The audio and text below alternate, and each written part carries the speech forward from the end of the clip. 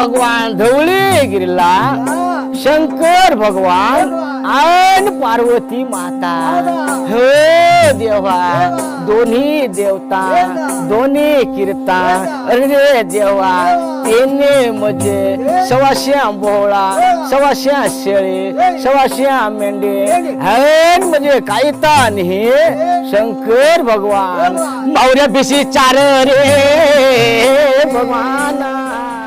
आपल्या आदिवासी लोककथांमध्ये उल्लेख आहे की या ब्रह्मांडाची या सृष्टीची निर्मिती महादेवाने केली आहे आणि या सृष्टीला चालवणारी स्त्री तत्व म्हणजे माता पार्वती म्हणजेच शक्ती। गेल्या हजारो वर्षापासून आपला आदिवासी समाज या शक्तीला विविध रूपांमध्ये पूजत आला आहे। महाराष्ट्राच्या विविध क्षेत्रांमध्ये शक्तीला मातेच्या स्वरूपात पूजले जाते। कित्येक आदिवासी भागात भवानी माता कुलदैवत म्हणून देवघरात बघायला मिळते। शारदीय नवरात्र सुरू झाल्यावर अनेक आदिवासी कुटुंबे आपले कुलदैवत बाहेर काढून त्यांची उपासना करतात।